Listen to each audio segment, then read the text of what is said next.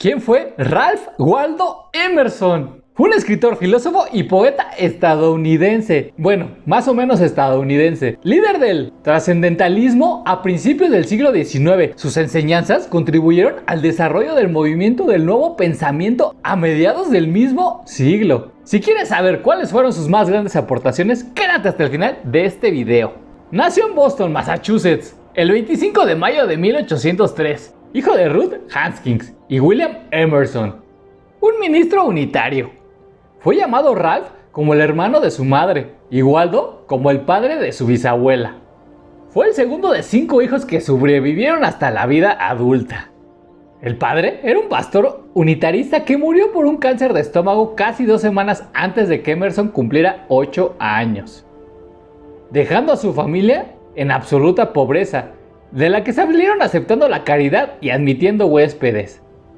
Fue criado por su madre con la ayuda de otra mujer de la familia, su tía Mary Mood Emerson, que tuvo un efecto particular en Ralph. Vivió algunas temporadas con la familia y mantuvo con Emerson una constante correspondencia hasta su muerte en 1863. Su madre se las arregló para que todos sus hijos pudieran ser admitidos en la Universidad de Harvard con becas, y ahí fue a parar Ralph Waldo cuando contaba con 14 años. Su enseñanza formal comenzó en la Boston Latin School en el año de 1812, cuando él tenía 9. En octubre de 1817, cuando tenía 14 años, fue a la Harvard College y fue elegido como mensajero aprendiz a las órdenes del presidente de la institución. Su tarea era acusar a sus compañeros en sus actividades delictivas, informándolo a la facultad. Entretanto, Emerson comenzó a llevar una lista de los libros que había leído y comenzó un diario en una serie de anotaciones que serían llamados Wild World. Realizó trabajos extra para cubrir sus gastos escolares, incluido el de mozo para los Juniors Common y ocasionalmente trabajando como maestro con su tío Samuel Walton en Massachusetts. En la universidad empezó su famoso diario, una antología y centón de pasajes que lo sorprendían o admiraban en sus lecturas, con sus correspondientes comentarios, que terminó alcanzando los 182 volúmenes y que sería la base de donde extraería sus obras posteriores, desde sus sermones hasta sus conferencias y ensayos. Tras obtener su título, con un expediente académico mucho más discreto que los de sus hermanos, ayudó a su hermano William en una escuela de señoritas que había establecido en la casa de su madre, después de haber fundado su propia escuela en Chelmsford, Massachusetts.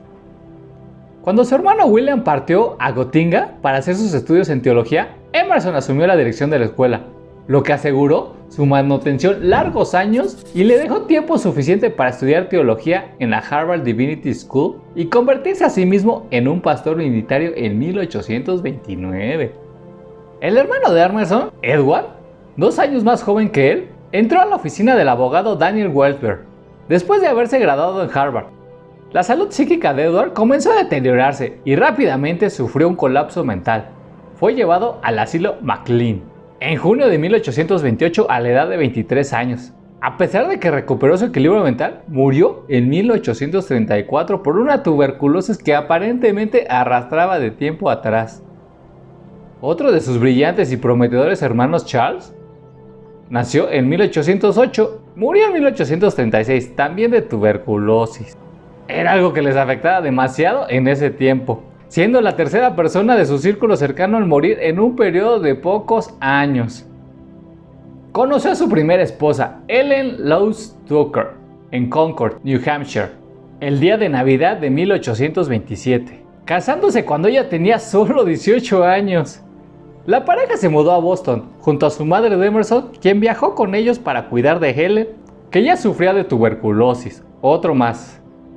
Menos de 2 años después, Ellen moría a la edad de 20 años el 8 de febrero de 1831, después de exhalar sus últimas palabras. No olvidaré la paz y la alegría. En una anotación en su diario con fecha del 29 de marzo de 1832, Emerson escribió: visité la tumba de Helen y abrí su lecho. Emerson fue invitado a la Second Church, iglesia de corte unitario, para servir de pastor agregado e ingresó en la orden el 11 de enero de ese año. Su salario inicial fue el de $1,200, creciendo a $1,400 en julio. y junto a sus responsabilidades en la iglesia tomó otras. Fue capelán de la legislatura Massachusetts y miembro del comité de la escuela de Boston. Estas actividades lo mantuvieron ocupados a pesar de que en este periodo, enfrentando la cercana muerte de su esposa, comenzó a dudar de sus propias creencias. Aquí es donde se empezó a despegar de la iglesia católica, por lo menos en la mente. Después de la muerte de su esposa, comenzó a estar en desacuerdo con los métodos de la iglesia, escribiendo un diario en junio de 1832. Pensé muchas veces que, para ser un ministro, era necesario abandonar el ministerio. La profesión es antigua, una edad alterada. Veneramos las formas muertas de nuestros antepasados, así como el Día de Muertos. En su último año en Harvard, Emerson decidió tomar su nombre del medio, Waldo. Asistió a la clase de poesía como era habitual. Presentó un poema original en el Harvard's Class Day. Un mes antes de su graduación oficial, el 29 de agosto de 1821, cuando tenía 18 años, no se destacó como estudiante y se graduó con el promedio exacto de su promoción de 59 alumnos. En 1826, enfrentando a una salud que declinaba, Emerson partió en busca de climas calurosos. Fue en primer lugar a Charleston, sur de California, pero encontró que el clima era todavía muy frío. Fue entonces todavía más al sur, a St. Augustine, donde daba largas caminatas por la playa y comenzó a escribir poesía. Allí conoció al príncipe Anch Murat, sobrino de Napoleón Bonaparte. Solo era 2 años mayor que él. Se convirtieron en grandes amigos y disfrutaban mutuamente de su compañía. Los dos se enzarzaban en esclarecedoras discusiones sobre religión, filosofía y gobierno. Emerson consideró más tarde a Murat como una figura importante en su desarrollo intelectual. Mientras estuvo en St. Augustine, tuvo su primera experiencia con la esclavitud. En cierta ocasión, presenció un encuentro de Bible Society mientras se realizaba una subasta de esclavos en el jardín. Escribió: una oreja por entonces escuchaba las lindas noticias de la buena nueva, mientras que la otra era agasajada con "vamos señores, vamos". Hizo un largo viaje por Europa entre 1832 y 33. Salió a bordo del Jasper el día de Navidad de 1832, yendo hasta Malta. Pasó varios meses allá en Italia, visitando Roma, Florencia y Venecia, entre otras ciudades. Estando en Roma, se encontró con George Stuart Mill, quien le dio una carta de recomendación para conocer a Thomas Kyle. Fue hacia Suiza arrastrado por un grupo de pasajeros para visitar la casa de Voltaire en Fernet, protestando todo el camino por el desprecio de su memoria.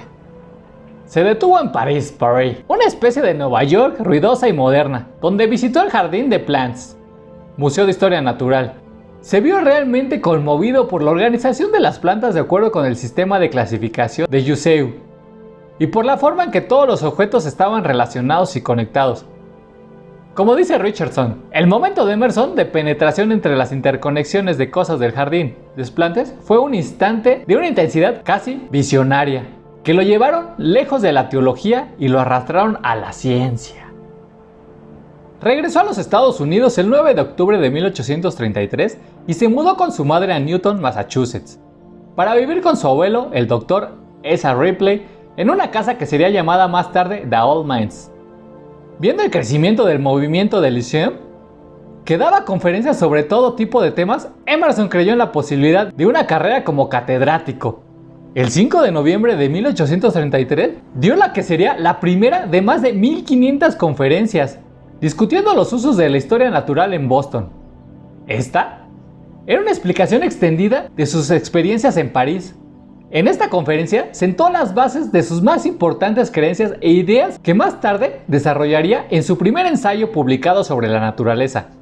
La naturaleza es un lenguaje y cada nuevo hecho aprendido es una nueva palabra. Pero este no es un lenguaje desarmado y muerto en un diccionario, sino un lenguaje puesto en un sentido significativo y universal. Deseo aprender este lenguaje, no para conocer una nueva dramática, sino para poder leer el gran libro escrito en esa lengua. El 24 de enero de 1835, Emerson escribió una carta a Lydia Jackson, proponiéndole matrimonio. ¿Qué tiempos aquellos, no? Su confirmación le llegó por correo 4 días después. En julio de 1835, compró una casa en la carretera de Cambridge y Concord en Concord, Massachusetts, a la que llamó Bush. Así es, como el presidente. Ahora se encuentra abierta al público como la casa de Ralph Waldo Emerson. Rápidamente se convirtió en una de las personalidades de la ciudad. Dio una lectura para conmemorar el bicentenario del pueblo de Concord el 12 de septiembre de ese año. 2 días más tarde se casó con Lydia Jackson. Muy rápido, ¿no? En su pueblo natal de Massachusetts, mudándose a su nueva casa junto a su flamante esposa y su madre el 15 de septiembre. Entabló una gran amistad con el escritor y filósofo Henry David Thoreau. A pesar de que se habían encontrado en 1835, en el invierno de 1837, Emerson le preguntó: ¿llevas anotaciones en tu diario? La cuestión se convirtió en una inspiración constante para Thoreau. El propio diario personal de Emerson, que fue publicado póstumamente por la Harvard University Press ya en 1900, se convirtió en un diario de 16 volúmenes en la compilación definitiva publicada a partir de 1960. Algunos estudiosos consideran el diario de Emerson como su obra clave. En marzo de 1837, Emerson dio una serie de conferencias en el Templo Masón para la filosofía de la historia de Boston. Esta fue la primera oportunidad que organizó una serie de conferencias por cuenta propia, y fue el comienzo de una seria carrera como conferenciante. Las ganancias de esta serie de discursos fueron mucho más grandes que las anteriores organizadas por alguna organización, y Emerson, a partir de aquí, comenzaría a organizar él mismo sus charlas a lo largo de su vida. Daría eventualmente hasta 80 clases magistrales por año, viajando por el norte de Estados Unidos. Viajó por San Luis, Desmond, Minneapolis y California. El 31 de agosto de 1837 pronunció un discurso, ahora famoso, en la Sociedad Phi Beta Kappa. The American Scholar, el estudiante americano, fue reconocido para una colección de ensayos que incluían la primera edición de Naturaleza en 1849. Los amigos lo incentivaron a publicar la charla, y así lo hizo, por su propia cuenta, en una edición de 500 copias que se agotaron en un mes. En este discurso, Emerson declaró la independencia literaria en los Estados Unidos y llamó a los americanos a crear un estilo propio, independiente del europeo. Consigna que Walt Whitman tomaría como uno de sus principales propósitos literarios. James Russell Lowell, estudiante de Harvard en esa época, lo llamó un evento sin paralelo en nuestras anales literarios. Otro miembro de la audiencia, el reverendo John Pierce, lo llamó un discurso en una apariencia incoherente e ininteligible. El 15 de julio de 1838 fue invitado a Divinity Hall de la Universidad Divinity School para el discurso de graduación, que pasó a ser conocido como su Divinity School Address, discurso en la Facultad de Teología, decisivo para la historia del unitarismo. Recogió algunos de estos trabajos, discursos y conferencias en su primer libro de ensayos de 1841, insólitamente para tratarse de un producto filosófico de origen norteamericano. Pronto se tradujeron al francés y al alemán, y fueron respetuosamente reseñados en la publicación francesa Revue des Deux Mondes. Emerson decreyó de los milagros bíblicos y proclamó que aunque Jesús fue un gran hombre, no fue Dios. La cristianidad histórica, dijo, convirtió a Jesús en un semidios, como los orientales a los griegos describieron a Osiris o Apolo. Sus comentarios enfurecieron al establish y la comunidad protestante. Por esto, fue denunciado como un ateo y un envenenador de las mentes de los jóvenes. A pesar de las duras críticas, no dio respuestas, dejando en otros la tarea de defenderlo. No fue invitado a Harvard para otro acto oratorio durante 30 años. En 1841 publicó su segundo libro, Ensayos, que incluía su famoso escrito Autocontrol. Su tío lo llamó un extraño rejunte de ateísmo y falsa independencia. Pero tuvo críticas favorables en Londres y París. Este libro y su buena recepción fue el que mayor contribuyó a la fama internacional de Emerson. En 1846 publicó Poemas. Reunió sus conferencias sobre grandes figuras de la historia y de la cultura en nombres representativos. El sentido de la vida fue el primero de sus libros en obtener un éxito inmediato. Incluye los ensayos Poder, Riqueza, Destino y Cultura.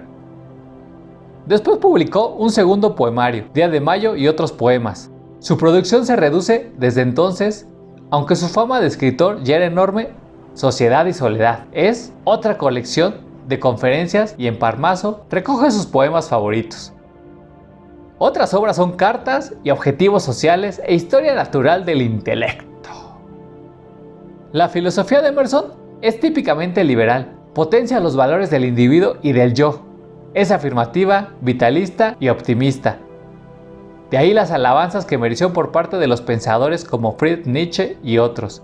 Es considerado uno de los primeros ensayistas norteamericanos. Publicó 2 series de este tipo de escritos, entre los cuales destacan títulos como Naturaleza, Libros, Autosuficiencia, Ancianidad, Civilización Americana, Historia, Confianza en sí mismo, El poeta, Compensación, Experiencia Política o El Trascendentalista.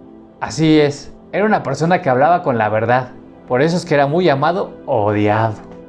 Broadstone Alcott anunció en noviembre de 1842 sus planes para encontrar una granja de unos 100 acres en excelente condición con buenas edificaciones. Charles Lane compró una granja de 90 acres en Harvard, Massachusetts, en mayo del 83, para lo que se convertiría en Fruitlands, una comunidad utópica basada en ideales basados en el trascendentalismo.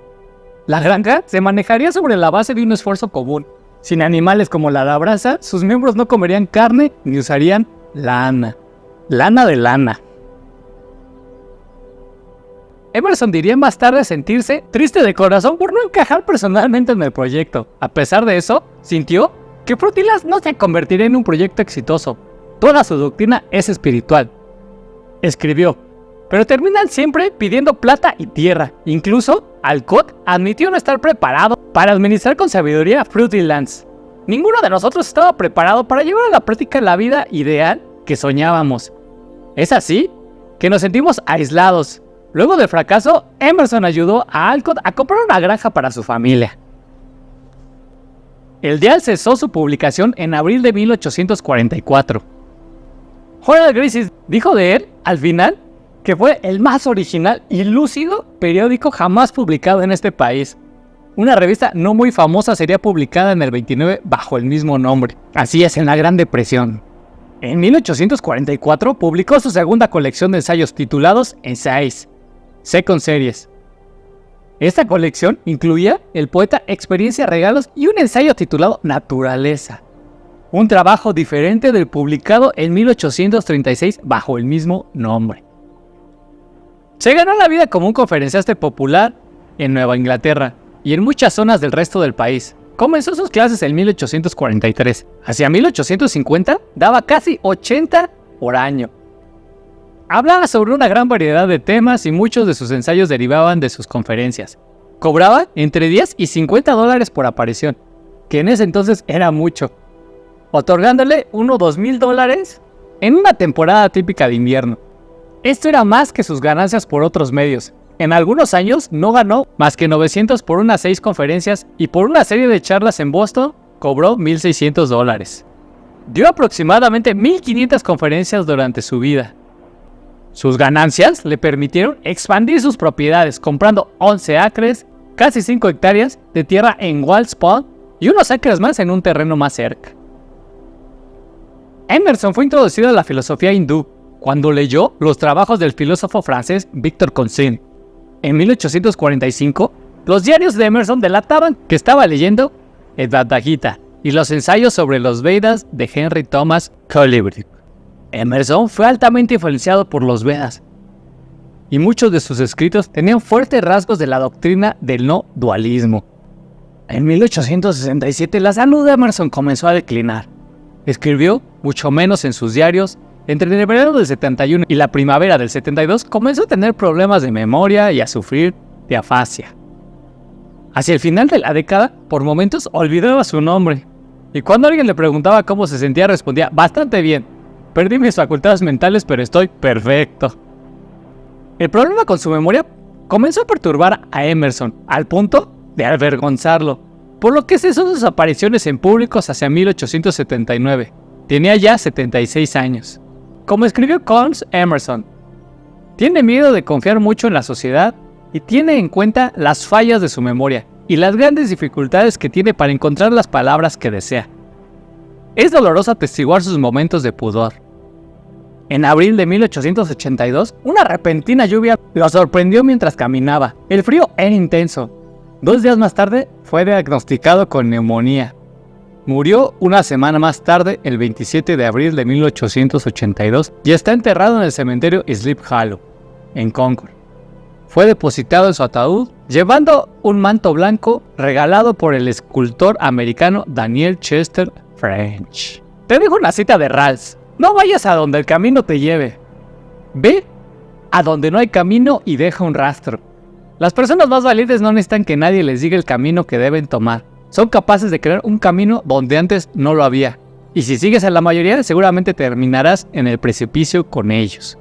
Bueno, si te gustó, suscríbete y comenta qué tal te pareció. Muchísimas gracias.